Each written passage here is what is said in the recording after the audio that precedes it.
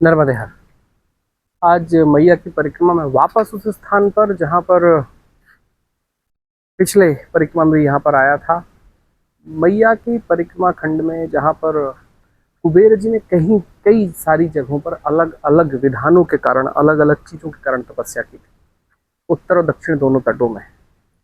कुछ में तपस्या का कारण उनकी अपनी जो व्यक्तिगत रुचि रही है वो रहा है। जब उनको लंका की प्राप्ति करनी थी, जब लंका छिन गई थी तो उसके बाद जो उन्हें प्राप्त करना था, और कई बार अपने द्रोहों के कारण उन्होंने तपस्या की थी। लेकिन ये स्थान जो कहीं पीछे जो सेनापुर हुआ करता था, जहां पर स्कंद स्वामी के बाद, चक्र तीर्थ के बाद, जब कहीं कुबेर तीर्थ के बाद, मार्कंडे जी के तीर्थ के बाद, तो यहाँ पर कुबेर जी आए थे विशेषता एक प्रकार का आशीर्वाद लेने के लिए और मैया से प्रार्थना करने के लिए।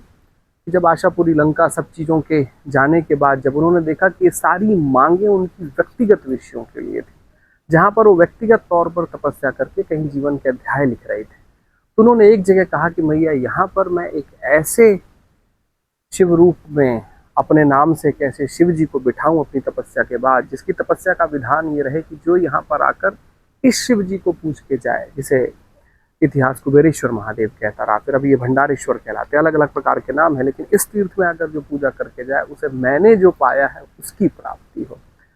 तो ये एक जगह ऐसी रही कुबेर जी की तपस्या की, जहां उन्होंने स्वयं के लिए कोई प्रार्थना नहीं की थी बल्कि समस्त के लिए की थी। इतिहास में इस जगह को बड़ा वैभवशाली माना जाता रहा है। जब यहाँ पर प्रभुदत्त ब्रह्मचारी जी आए थे और जब मायानंद सरस्वती जी आए थे 1910-1912 के आसपास, तो इसके वैभव की बातें उन्होंने लिखी हुई हैं। भारतीय शास्त्र संहिता में कुबेर जी के अनेक अनेक तीर्थों में से इस एक तीर्थ की वैभवता का प्रमाण आज भी हमारे सामने है। इस कुबेर भंडारी जी के तीर्थ से, कुबेरेश्वर तीर्थ से, सेनापुर के कुबेरेश्वर तीर्थ से आज का नर्मदे है।